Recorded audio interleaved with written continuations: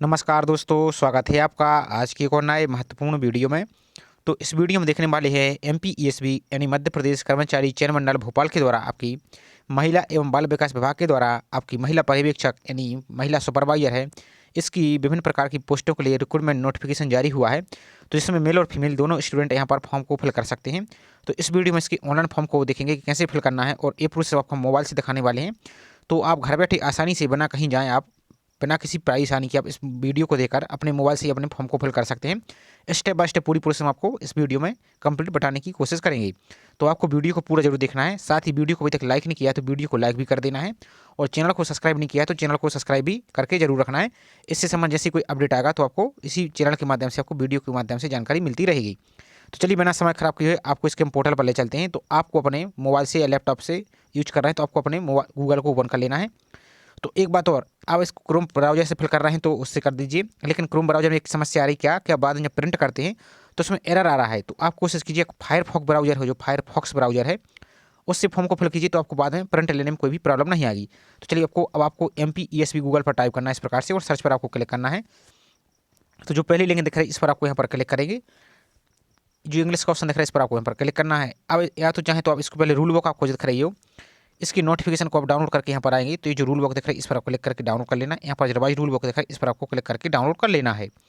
इसका आपको जो ऑनलाइन फॉर्म का ऑप्शन आपको दिख रहा है तो इस पर आपको क्लिक करना है। यदि आपको फॉर्म फिल में कोई समस्या आ रही है आपके पेमेंट में, फीस पेमेंट में, तो यहाँ पर आपको जो 2 हेल्पलाइन नंबर दिए गए हैं इन पर आप कॉन्टैक्ट कर सकते हैं। तो अप्लाई ऑनलाइन वाली ऑप्शन पर आपको क्लिक करना है, ऑनलाइन फॉर्म वाली। तो यहाँ पर आएंगे तो आपको यहाँ पर देखिए, तो इस पर जो पीडीएफ का ऑप्शन दिख रहा है इस पर क्लिक करके पीडीएफ भी डाउनलोड कर लीजिए। अब यहाँ पर जो ग्रीन कलर का ऑप्शन दिख रहा है इस ग्रीन कलर वाली ऑप्शन पर आपको यहाँ पर क्लिक करना है। तो यहाँ पर आपको जो टर्म एंड कंडीशन दिख रहा है इस पर आपको यहाँ पर क्लिक कर देना है। इसके बाद यहाँ पर नीचे को चलिए आना, तो यहाँ पर आगे बढ़ा का जो ऑप्शन दिख रहा है इस पर यहाँ पर आपको क्लिक कर देना है। अब जैसे इस पर क्लिक करेंगे तो आपकी जो प्रोफाइल पंजीयन क्रमांक है उसको यहाँ पर फिल करना है। यहाँ पर आपको कैलेंडर पर सेलेक्ट करके अपनी डेट ऑफ बर्थ को यहाँ पर फिल कर लेना है। इसके बाद आपको जो कैप्चा दिख रहा है इस कैप्चा को यहाँ पर फिल करके सत्यापित कर आगे बढ़ाई पर आपको क्लिक कर देना है। तो आगे बढ़ने से पहले अब आपको फॉर्म फिल करने से पहले आपको कुछ जानकारी हम दिखा देते हैं। ये एप्लीकेशन फीस की बात करें तो यहाँ पर अनरिजर्व के लिए 500 रुपये, और जो मध्य प्रदेश के मूल निवासी उनके लिए 250 रुपये यहाँ पर लगने वाली है। पोस्ट कोड की बात करें तो यहाँ पर आपकी अलग अलग, जैसे यहाँ पर पर्यवेक्षक आंगनबाड़ी कार्यकर्ताओं की सीमित भर्ती हेतु बैकलॉग पद है आपकी जो सिर्फ महिला आंगनबाड़ी के लिए। तो यहाँ पर आपकी टोटल 10 वैकेंसी यहाँ पर निकाली गई है, लेकिन यहाँ पर आपकी योग्यता जैसे 10+2 12 मांगा गया है, प्लस 5 साल का यहाँ पर एक्सपीरियंस भी मांगा है। तो जैसी पोस्ट की आप एलिजिबल है उसी पोस्ट को आपको अप्लाई करना है। यहाँ पर पोस्ट कोड 02 दिया गया है, पर्यवेक्षक की है, तो इसमें आप महिला फीमेल अप्लाई कर सकते हैं। यहाँ पर आपकी वेतनमान और यहाँ पर आपकी सेक्शन योग्यता यहाँ पर दिया गया है।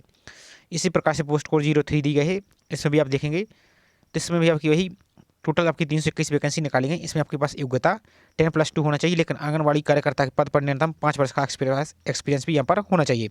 और एक बात और, केवल मध्य प्रदेश की आंगनबाड़ी कार्यकर्ता यहाँ पर अप्लाई कर सकती हैं। तो यहाँ पर वैकेंसी दी गई, यहाँ पर वेतनमान दिया गया। इसी प्रकार से नेक्स्ट पोस्ट है आपकी पर्यवेक्षक खुली भर्ती है आपकी, तो इसमें आपको किसी प्रकार की एक्सपीरियंस की जरूरत नहीं है। तो पोस्ट कोड 02 जिसमें आपकी 288 वैकेंसी है, इसमें पास किसी मान्यता प्राप्त विश्वविद्यालय से स्नातक होना चाहिए। नेक्स्ट आपकी पोस्ट कोड 05, तो ये मेल कैंडिडेट यहाँ पर अप्लाई कर सकते हैं 0 पोस्ट कोड के लिए। तो इसमें भी आपके पास 10 टोटल आपकी 32 वैकेंसी निकाली गई, जो कि अलग अलग यहाँ पर वैकेंसी दी गई हैं। तो ऑनलाइन फॉर्म फिल करने से पहले आपको कुछ जानकारी के विशेष रूप से ध्यान देना है। जैसे आपकी फोटोग्राफ आपको यहाँ पर क्लियर दिखा देते हैं हम। तो फोटोग्राफ आपकी क्या होनी चाहिए, वाइट बैकग्राउंड की फोटो होनी चाहिए, और फोटो में आपका इस प्रकार से इतने में आपको चेहरा होना चाहिए। यहाँ पर फोटो में नाम होना चाहिए और फोटो के नीचे आपकी डेट होनी चाहिए। और ऑनलाइन फॉर्म से आप यहाँ पर ध्यान दीजिए, यहाँ पर आप देखिए फोटोग्राफ में आपका नाम सामने होना चाहिए, और फोटोग्राफ पोलराइड यानी तिरछा टेढ़ा मेढ़ा नहीं होना चाहिए। और ऑनलाइन फॉर्म आवेदन करने के लिए 9 तारीख से आपके फॉर्म स्टार्ट हो रहे हैं, तो इससे आपकी 3 माह से अधिक फोटो पुरानी नहीं होनी चाहिए, इस बात का विशेष रूप से ध्यान देना है। और यहाँ पर आपकी फोटो गाड़ी, जैसे मेल स्टूडेंट है तो दाढ़ी क्लीन में आप फोटो लगा रहे हैं तो वैसी फोटो आपको लगाना है। और यदि आपके लिए पढ़ने के लिए चश्मा का उपयोग लाया जाता है तो चश्मा का लगा कर ही आपको फोटो बनवाना है। वाइट जो ट्रांसपेरेंट लेंस वाला चश्मा होता है वही आपको, काला चश्मा नहीं लगाना है, इस बात का ध्यान देना। और वही फोटो जो सेम आप फोटो यहाँ पर फॉर्म में लगा रहे हैं वही फोटो आपको 5 प्रति आपको सुरक्षित करके रखना है, क्योंकि इसकी आगे जब आपको डॉक्यूमेंट वेरिफिकेशन होगा तो उसकी आपको आवश्यकता पड़ेगी। तो इतना काम करके आपको सत्यापित आगे बढ़ाए पर क्लिक करना। यदि आपकी जिसकी प्रोफाइल पहले से बनी हुई है और वो फोटो सिग्नेचर अपडेट करना चाहते हो, उनको कैसे अपडेट करना है तो उसका हमने कंप्लीट वीडियो बना दिया, उसकी लिंक आपको इस वीडियो के डिस्क्रिप्शन में हमने दे दी है। और जो पहली बार प्रोफाइल पंजीयन कर रहा है तो उसको कैसे करना है तो वो भी आप घर बैठे मोबाइल से ही कर सकते हैं। सब कुछ आप टेम्पलेट वगैरह सब कुछ, फोटो सिग्नेचर सब कुछ अपडेट कर सकते हो और नया प्रोफाइल बना सकते हैं। तो प्रोफाइल बनाने का और प्रोफाइल अपडेट करने का दोनों को वीडियो की लिंक आपको डिस्क्रिप्शन में दे दी है, उसको देखकर अपने फॉर्म को प्रोफाइल पंजीयन को आप अपने तरीके से सुधार कर सकते हो, नया प्रोफाइल बना सकते हैं। इसके बाद सत्यापित कर आगे यदि सब कुछ सही है आपको तो इस पर अपना प्रोफाइल पंजीयन डेट ऑफ बर्थ डालकर सत्यापित कर आगे बढ़ाए पर आपको क्लिक कर देना है। तो इसका जैसे अब नेक्स्ट पेज पर आएंगे तो अब आपकी पूरी प्रोफाइल जानकारी दिख रही होगी। यदि प्रोफाइल में अभी कोई मिस्टेक है, नाम वगैरह, स्पेलिंग, डेट ऑफ बर्थ, तो सब कुछ आपको अभी प्रोफाइल जो रेडेड रजिस्ट्रेशन दिख रहा है इस पर आपको क्लिक करना है। और यदि आप किसी साइबर कैफे से भी फिल करा रहे हैं तो वहाँ पर भी आपको विशेष रूप से जानकारी को विशेष रूप से ध्यान देना है। आपको फोटो, सिग्नेचर और सभी जानकारी को अच्छी तरीके से देख लेना, उसके बाद ही फॉर्म को सबमिट कराना है, नहीं तो आपको बाद में प्रॉब्लम होगी और आपका डॉक्यूमेंट वेरिफिकेशन में प्रॉब्लम होगी और आपको बाहर भी कर दिया जा सकता है और आपका फॉर्म भी रिजेक्ट हो सकता है। इसलिए इस बात का ध्यान देना है। यदि आपका सब कुछ सही तो आपको नीचे को रहना है, आगे बढ़ाए पर आपको यहाँ पर क्लिक कर देना है। अब इसके बाद पॉइंट नंबर आप 33 पर आएंगे तो यहाँ पर आपको अब जानकारी देनी है। यदि आवेदक यहाँ पर देखिए बिना वर्ग आपको देना है, तो आप इनमें से भूतपूर्व सैनिक, दिव्यांग या बिना वर्ग या संविदा कर्मी हैं तो आपको टिक करना है। यदि कुछ इनमें से नहीं तो आपको सिंपल यहाँ पर बिना वर्ग यानी एक्स पर आपको इस पर टिक कर देना है। नेक्स्ट आ जाता है क्या आप मध्य प्रदेश में महिला एवं बाल विकास विभाग में कार्यरत संविदा पर्यवेक्षक हैं, यदि हैं तो यहाँ पर टिक करेंगे। तो यहाँ पर आपको जानकारी देनी, संविदा पर्यवेक्षक का अनुभव आपको देना है और प्रत्येक पूर्ण वर्ष की सेवा के लिए 4 अंक और तथा 5 वर्ष उससे अधिक आपके पास सेवा का एक्सपीरियंस है तो 20 अंक आपको यहाँ पर दी जाएंगे। तो आपको यहाँ पर देख लेना है कितने साल का एक्सपीरियंस है। बाई चांस चलिए समझिए 5 वर्ष उससे अधिक है तो इसको आपको टिक करना है यहाँ पर। और विभागीय संविदा पर्यवेक्षक में उक्त भर्ती परीक्षा में सम्मिलित होने का उक्त अनुसार आपको बिंदु क्रमांक 2 और 3 में उल्लेखित जो आपका नोटिफिकेशन है उसका लाभ अथवा संविदा नीति 2023 के अनुसार संविदा कर्मियों को आरक्षण का लाभ दोनों में से किसी एक पद के लिए विकल्प देना होगा, एक साथ दोनों लाभ प्राप्त नहीं हो सकेंगे। तो यहाँ पर आपको कार्य अनुभव का अंक लाभ, तो इस पर आप टिक करेंगे। इस प्रकार से यदि आपके पास एक्सपीरियंस नहीं है, आप कुछ नहीं है इनमें से, संविदा कर्मी पर्यवेक्षक नहीं, तो आपको यहाँ पर नो पर टिक करना। तो ये ऑप्शन आपके यहाँ पर इस प्रकार से आपकी हट जाएंगे। यहाँ पर देखिए तो ये क्वेश्चन आपके हट चुके हैं, यहाँ पर आपके इसके भी हट चुके हैं। अब नेक्स्ट आ जाता है यहाँ पर आपका क्या आप शासकीय निगम, मंडलों या स्वायत्त शासी निकाय या होमगार्ड हैं तो हाँ पर टिक करेंगे, नहीं तो आपको नो पर इस पर भी टिक करना है। नेक्स्ट, क्या आप 1/1/1963 के बाद राष्ट्रीय छात्र सेना में पूर्णकालिक कैडेट अनुदेश के रूप में भर्ती किए गए हैं, यदि किए गए तो हाँ, नहीं तो आपको नो पर इस पर भी टिक करना है। अब नेक्स्ट आ जाता है क्या आप मध्य प्रदेश शासन के अधीन छटनी सौदा कर्मचारी हैं, यदि कर्मचारी रहे हैं तो वहाँ पर इस प्रकार से टिक करेंगे, नहीं तो आपको इस पर भी नो पर टिक कर देना है।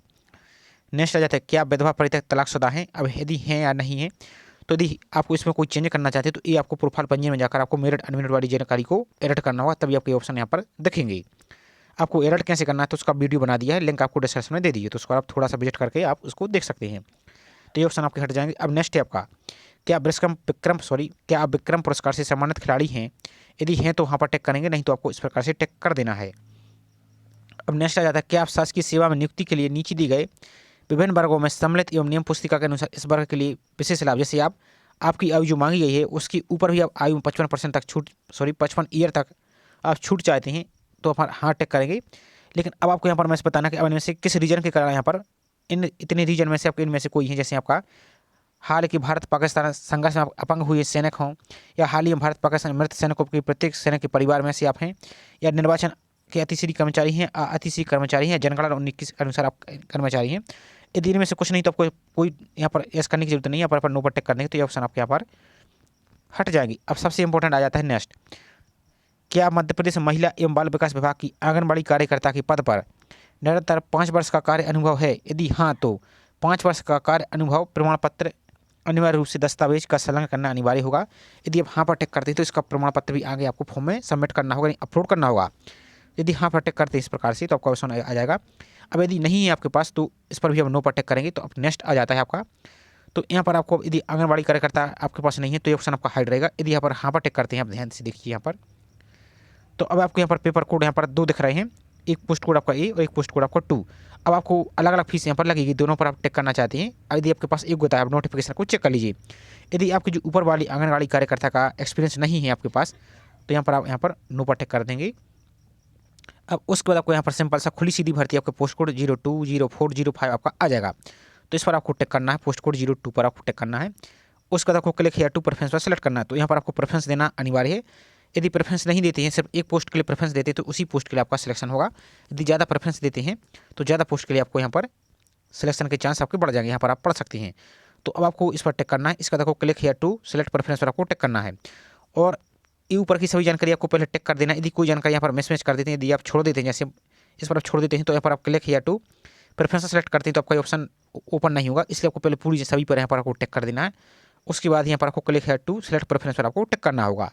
तो यहाँ पर आप देखिए, तो अब आपने जो पोस्ट सेलेक्ट किया है इस पोस्ट के अनुसार आपके यहाँ पर 2 पोस्ट यहाँ पर आ रही हैं। अब यहाँ पर देखिए कौन कौन सी हैं, तो यहाँ पर आपको दिख रहा है संचालनालय महिला एवं बाल विकास विभाग मध्य प्रदेश। अब यहाँ पर देखिए महिला पर्यवेक्षक खुली सीधी भर्ती बैकलॉग सिर्फ महिलाओं के लिए। तो ये फीमेल के लिए, मेल के लिए कैसे फिल करना तो उसका भी वीडियो बना दिया, लिंक आपको डिस्क्रिप्शन में दे दी है। यहाँ प्रोसेस सभी का सेम रहेगा। अब समझिए एक दूसरी पोस्ट आपकी यहाँ पर है, पोस्ट प्रेफरेंस कैसे सिलेक्ट करना आपको हम दिखा देते हैं। तो जैसे संचालनालय महिला बाल विकास विभाग आपकी पोस्ट कोड है, यहाँ पर देखिए तो महिला पर्यवेक्षक खुली सीधी भर्ती सिर्फ महिलाओं के लिए, पोस्ट कोड 04 है इसका। तो यहाँ पर भी मन्नत प्राप्त विश्वविद्यालय से आपके पास स्नातक होना चाहिए और इसमें भी आपके पास स्नातक होना चाहिए। अब समझिए जैसे बाई चांस अब इस पोस्ट के लिए पहले प्रेफरेंस देना चाहते हैं, इस पोस्ट के लिए दूसरे प्रेफरेंस देना चाहते हैं, तो अब आपको करना क्या है। तो इस पोस्ट के लिए पहली बार पहले टिक करेंगे, यहाँ पर आपको हाँ पर टिक करना है, इस पर हाँ पर टिक करना है, इस पर भी टिक करना है। इसके बाद इसको बाद दूसरे नंबर पर देना चाहते हैं तो इसके बाद आपको दूसरे नंबर पर इस प्रकार से टिक करेंगे, इसको इस पर टिक करना है, इस पर टिक करना है। तो अब आपको यहाँ पर इस प्रकार से जो आपको स्पेस दिख रहा है इस पर आपको यहाँ पर टिक करना है। तो यहाँ पर देखिए आप यहाँ पर 2 ऑप्शन आपको दिख रहा है, तो इस पर एक बार आपको यहाँ पर टिक करना है। तो आपकी जो पहली वाली प्रेफरेंस है ये पहली प्रेफरेंस हो चुकी है, ये आपकी दूसरी प्रेफरेंस हो चुकी है।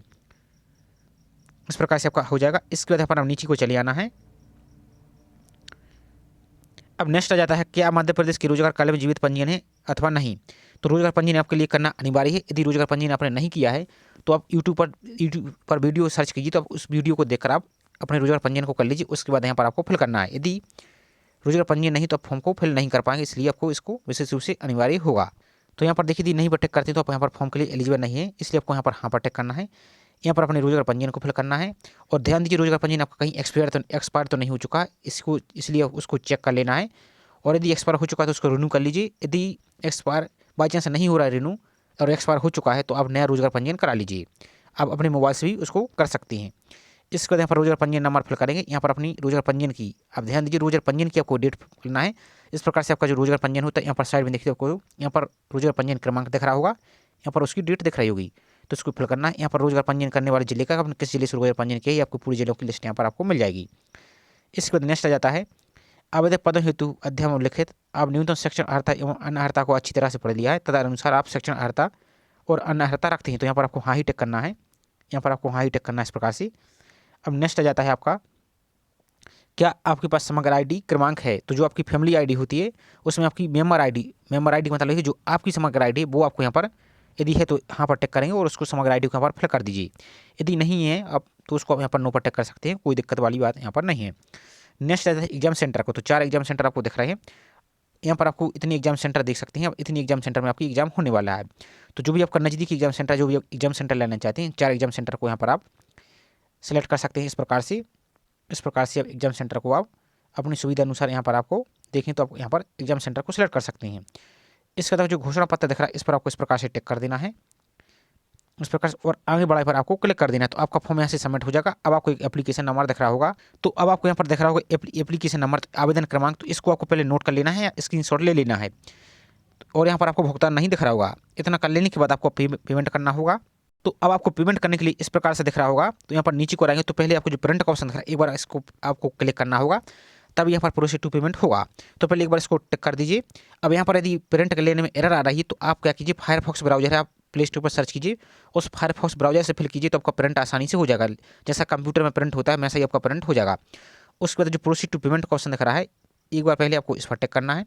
और यदि फॉर्म फिल में कोई समस्या आ रही तो जो हेल्पलाइन नंबर दिया इस पर भी आप MP ऑनलाइन के कॉन्टैक्ट कर सकते हैं। तो पहले इस पर टिक करना है, उसके बाद प्रोसीड टू पेमेंट वाले ऑप्शन पर आपको क्लिक कर देना है। अब आपको पेमेंट करने के लिए विभिन्न प्रकार के ऑप्शन आपको दिख रहे हैं, online SBI holder, debit card और UPI ID। अब UPI ID जैसे फोन पे, पेटीएम और गूगल पे से पेमेंट करना चाहते हैं तो सेकंड वाले ऑप्शन पर UPI वाले ऑप्शन पर आप यहाँ पर क्लिक कर देंगे। अब इसके बाद आपको यहाँ पर 2 प्रकार के ऑप्शन दिख रहे हैं, तो या तो चाहे पेटीएम से पेमेंट कर सकते हैं या अन्य ऑप्शन भी आपको दिख रहे हैं। तो यहाँ पर चलिए हम दूसरे वाले ऑप्शन पर क्लिक कर देते हैं, आपको भी दूसरे वाले ऑप्शन पर यहाँ पर आपको क्लिक कर देना है। अब जैसे इस पर क्लिक करेंगे तो अब आपको यहाँ पर विभिन्न प्रकार के ऑप्शन दिख रहे हैं, नेट बैंकिंग दिख रहा है, क्रेडिट कार्ड दिख रहा है, UPI दिख रहा है और QR कोड दिख रहा है। तो जैसे आप QR कोड से पेमेंट करना चाहते हैं, जैसे आप किसी दुकान की शॉप पर पेमेंट करते हैं तो जो सेकंड ऑप्शन आपको दिख रहा है QR कोड वाला, इस पर आपको यहाँ पर क्लिक करना है। यदि आप UPI से पेमेंट करना चाहते हैं तो इस पर आप टिक करेंगे। तो चलिए अब QR कोड पर हम क्लिक कर देते हैं।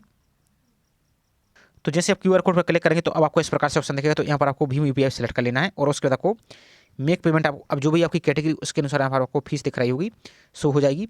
तो मेक पेमेंट वाले ऑप्शन पर क्लिक करना, तो आपको QR कोड यहाँ पर शो होने लगेगा और आपको जो ड्यूरेशन चल रही है 4 मिनट का आपको टाइम, इसी में आपको दूसरे मोबाइल से स्कैन करके आपको फीस को पेमेंट कर देना है और आपका प्रिंट यहाँ पर शो होने लगेगा। तो आप फायरफॉक्स ब्राउजर में जाकर अपने फॉर्म को प्रिंट ले लीजिए। उसके बाद यदि बाई चांस आप पेमेंट यहाँ पर नहीं कर पाते हैं तो आपको दूसरा ऑप्शन भी दिखा देते हैं। आप एप्लीकेशन नंबर आई होप आपने नोट कर लिया होगा, उसके बाद नीचे को आएगी तो भुगतान न किया आवेदन का भुगतान या आवेदन की स्थिति की जांच करें, इस पर आपको यहाँ पर टिक करना है, क्लिक करना है। अब यहाँ पर जो आपका एप्लीकेशन नंबर वही एप्लीकेशन नंबर आपको यहाँ पर फिल कर देना है, वो यहाँ पर फिल करना है। यहाँ पर अपनी डेट ऑफ बर्थ और जो प्रोफाइल पासवर्ड है, प्रोफाइल पासवर्ड को यहाँ पर आपको फिल करना है। अब प्रोफाइल पासवर्ड कैसे मिलेगा, तो यदि प्रोफाइल पासवर्ड आप नहीं है आपके पास तो इसकी होम पेज पर आ जाना है आपको। इस प्रकार से यहाँ पर आपको जो उम्मीदवार प्रोफाइल का ऑप्शन दिख रहा है, इस पर आपको यहाँ पर क्लिक करना है इस प्रकार से। जैसे इस पर क्लिक करेंगे तो आपको जो फॉरगॉट पासवर्ड का ऑप्शन दिख रहा है तीसरे नंबर, इस पर आपको यहाँ पर क्लिक कर देना है। जैसे इस पर क्लिक करेंगे तो अब आपको जो ध्यान दीजिए आपका फॉर्म का एप्लीकेशन नंबर अलग है और जो प्रोफाइल का पंजीयन क्रमांक है वो प्रोफाइल का पंजीयन क्रमांक यहाँ पर फिल कीजिए। और यहाँ पर आपको जो प्रोफाइल पंजीयन में मोबाइल नंबर है वो मोबाइल नंबर यहाँ पर फिल कीजिए। और जो कैप्चा है कैप्चा को यहाँ पर सॉल्व करके यहाँ पर फिल कीजिए। और उसके बाद सबमिट पर क्लिक करेंगे तो आपके रजिस्टर्ड मोबाइल नंबर पर एक OTP आएगा, उसमें आपको एक पासवर्ड भी लिखा रहेगा। उस पासवर्ड को यहाँ पर जाकर आप फॉर्म को प्रिंट निकाल सकते हैं। तो ये पूरी प्रोसेस है। आई होप जानकारी आपको पसंद आई होगी। जानकारी पसंद आई तो वीडियो को लाइक जरूर कीजिए। साथ ही आप चैनल पर पहली बार आए तो चैनल को सब्सक्राइब करके बेल आइकन प्रेस करके जरूर रखें। साथ ही फॉर्म को आप सावधानीपूर्वक फिल कीजिए, आनन फानन में फॉर्म को फिल मत कीजिए। यदि कोई मिस्टेक हो जाती है तो उसको आप सुधार लीजिए पहले प्रोफाइल में जाकर, उसके बाद ये फॉर्म को सबमिट कीजिए। अब फॉर्म फिल में आपको कोई भी समस्या आ रही है तो आप भेजिए, कमेंट करके आप पूछ सकते हैं। जो भी उचित समाधान होगा आपको उचित समाधान बता दिया जाएगा। फिर भी फॉर्म फिल में कोई समस्या आ रही है तो MP हॉटलाइन के जो हेल्पलाइन नंबर आपको बताया है उस पर आप कॉन्टैक्ट कर सकते हैं। तो चलिए मिलते हैं इसी प्रकार से एक और नई जानकारी के साथ। जय हिंद।